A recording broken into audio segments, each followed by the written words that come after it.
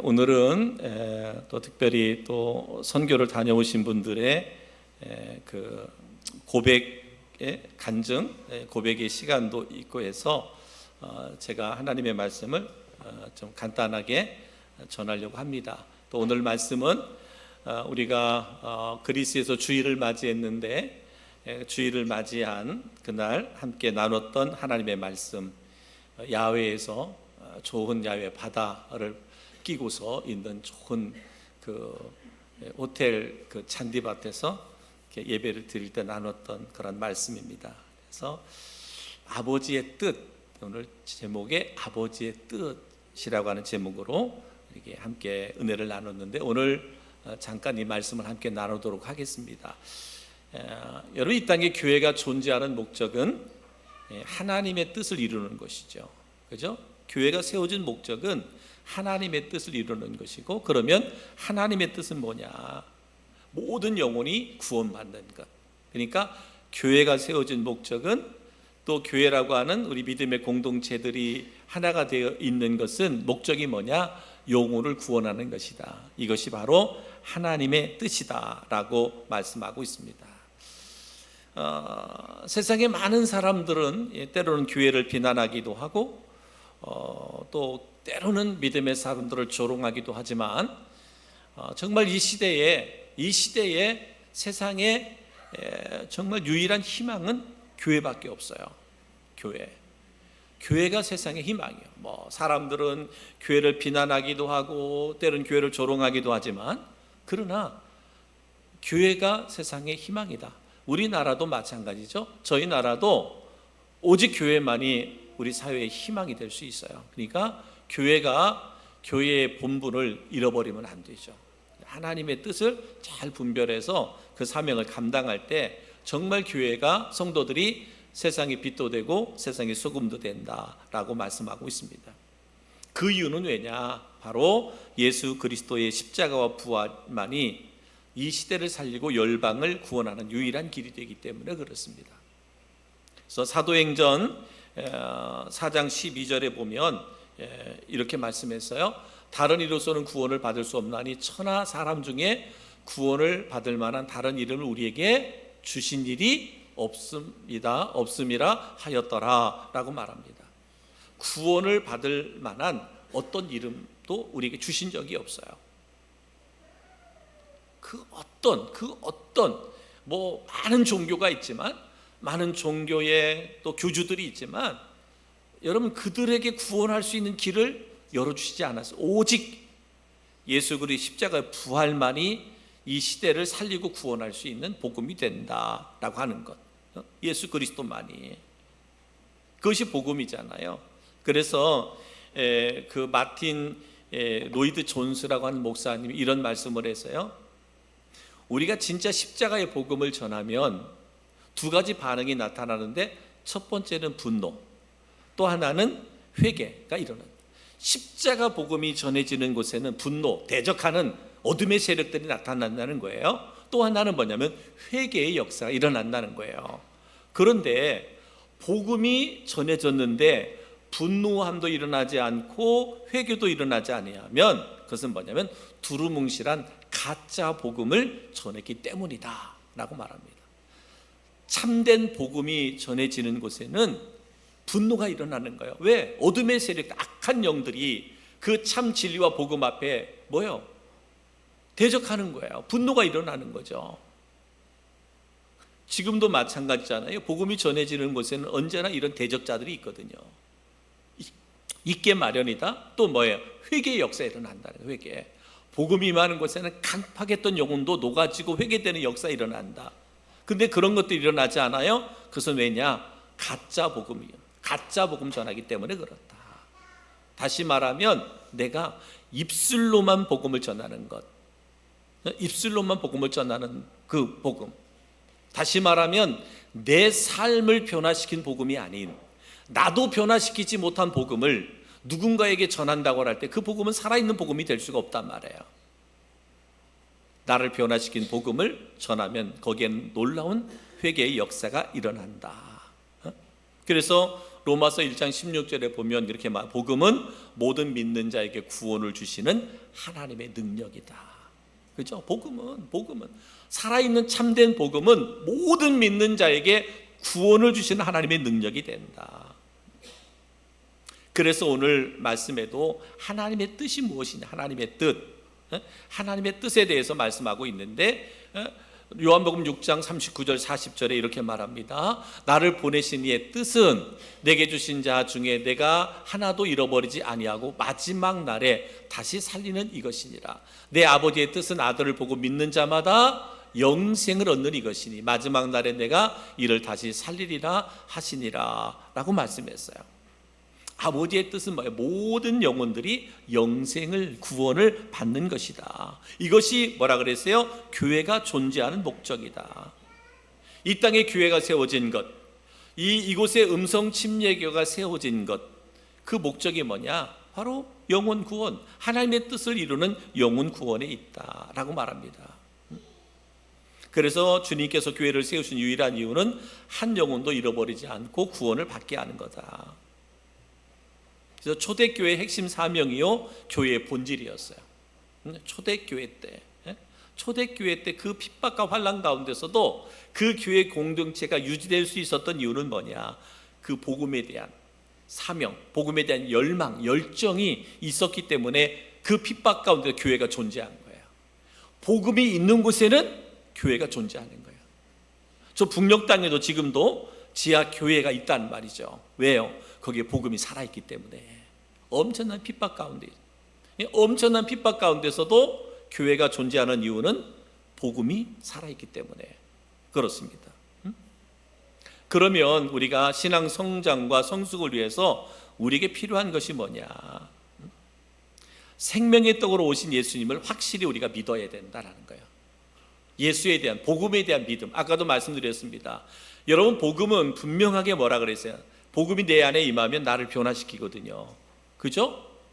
나 예수를 믿는데 내가 변화되지 않았다. 그것은 복음을 믿는 게 아니죠. 그냥 복음을 들어서 아는 것뿐입니다. 복음을 들어서 아는 것은 나를 변화시키지 못해요. 복음을 뭐 할 때? 믿을 때 그 믿음이 나를 변화시키는 거죠. 그렇기 때문에 여러분, 우리는 생명의 떡으로 오신 예수님에 대해서 확실한 믿음을 가져야 돼요. 막연한 믿음이 아니라 확실한 믿음을 가져야 된다. 요한복음 6장 35절에 예수께서 이르시되 나는 생명의 떡이니 내게 오는 자는 결코 줄이지 아니할 터이요 나를 믿는 자는 영원히 목마르지 아니하리라 라고 말합니다. 예수 안에 생명이 있습니다. 예수 안에 생명뿐만 아니라 영원히 목마르지 아니함, 그 하나님의 그 목마름을 채워주는, 공급해주는 생명수가 있단 말이에요. 예수 안에, 복음 안에. 그렇기 때문에 아무리 강팍하고 완악한 시대 가운데 우리가 살아간다 할지라도 하나님의 복음이 내 안에 임하면 내 안에서 뭐예요? 생명수가 공급돼. 생명의 생명수가 공급되어져서 우리를 뭐예요? 우리의 영혼을 소생시키는 거예요.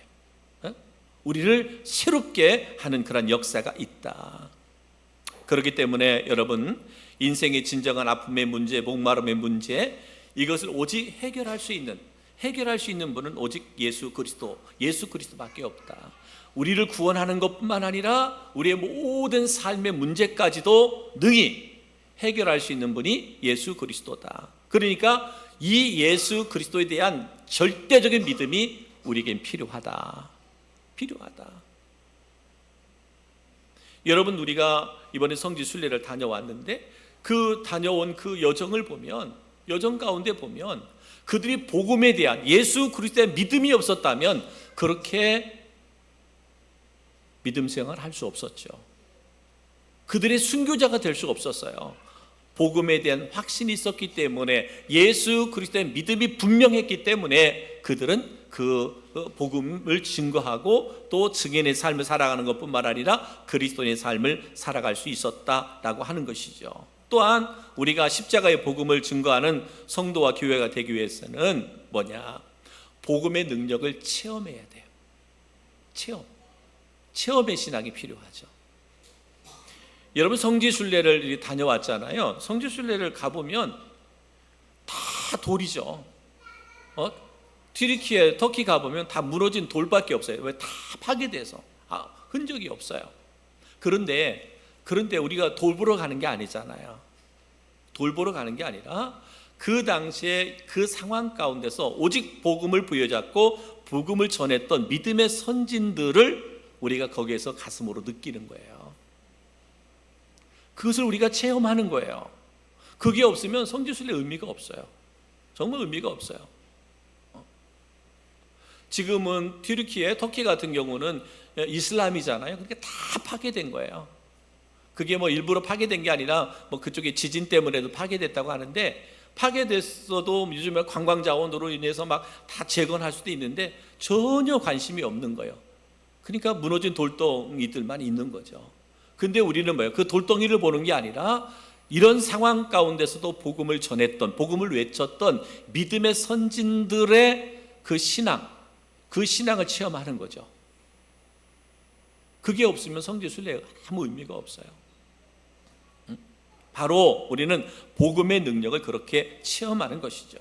복음의 능력을 체험한 사람은 십자가를 증거하지 않을 수가 없다. 그래서 사도행전 5장 41절에 보면 이렇게 말합니다. 사도들은 그 이름을 위하여 능욕받는 일에 합당한 자로 여기심을 기뻐하면서 공의 앞을 떠나니라.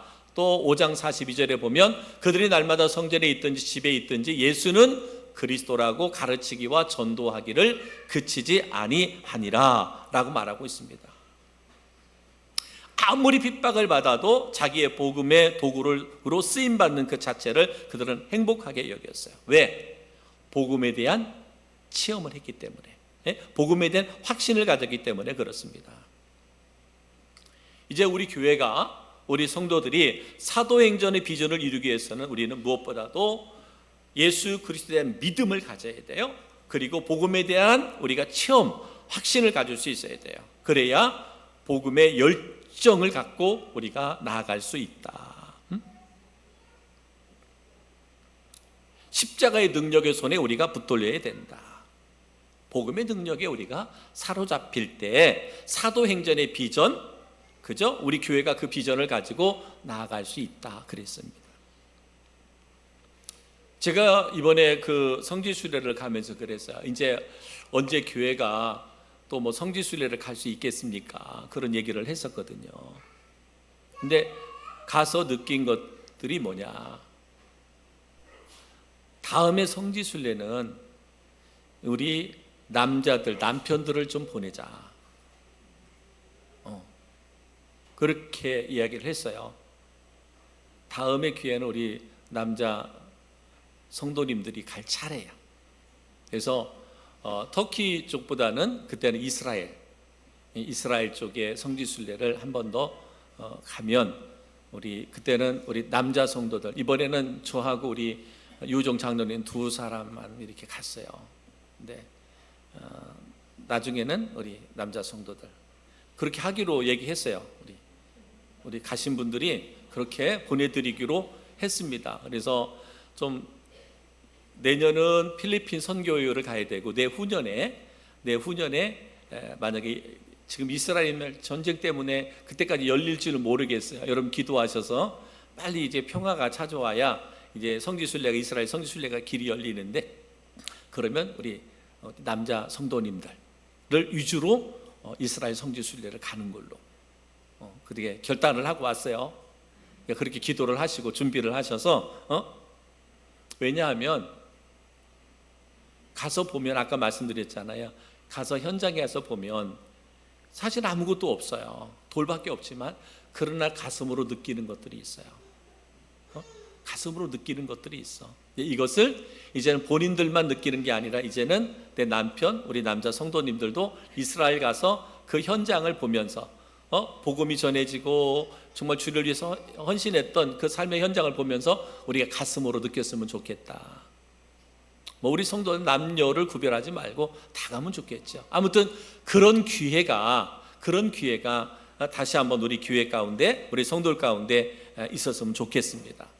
여러분, 이 성지순례가 모든 성도들과 함께 하나님의 뜻을 이루는 그런 계기가 되었으면 좋겠습니다. 그래서 우리가 16명이 갔는데요. 16명이 가서 우리에게 주신 말씀이 뭐냐? 우리가 이제는 가슴으로 우리가 정말 사도 바울과 바나바의 심장, 사도 요한의 심장, 누가의 심장, 디모데 실라 오네시모의 심장, 아골라 브리스길라의 부부의 심장, 누디아의 심장, 또 서머나 교회의 폴리갑의 심장, 그것을 우리가 가슴으로 느꼈다면 이제는 우리가 교회에서 그렇게 본이 되어야 된다. 본이 되는 삶을 살아야 된다 라고 말씀했어요. 그리고 터키에서 우리를 가이드해 준 분이 이제 70살 먹으신 집사님이 나오셨어요. 70살이 먹은 가이드님이 나오셨는데, 저는 가이드하고 별로 친하지도 않았고 특별한 얘기도 안 했는데, 그분이 늘 가이드를 하면서 느끼는 것은 새벽 기도. 내가 봤을 때 그분은 새벽 기도 하는 분이 아니거든요. 그렇게 믿음이 좋은 집사님 같지도 않았어요. 그런데 그분의 입에서 계속, 그죠? 우리 가신 분들, 그죠? 그분이 그랬잖아요. 제가 그분에게 이번에 오신 분들에게 새벽 기도 좀 강조해 주세요. 절대로 그런 얘기 그렇게 친분 있게 지내진 않았거든. 근데 그분이 계속 그 말씀을 하시더라고요. 그래서 하나님 성령님을 통해서 통하게 하셨구나. 우리가 지난주에 그 전주에 그랬잖아요. 저희 교회가 오후 찬양 예배 드릴 때 그랬나요? 우리 교회가 이렇게 새벽 기도가 이 정도만 와서 기도하면 하나님께서 큰 일을 이루시겠다 그랬는데, 아무튼 그 가이드를 통해서, 가이드 집사님을 통해서 우리가 처음 이제 터키 공항 가서 그분을 만났을 때 얼마나 실망했는지 몰라요.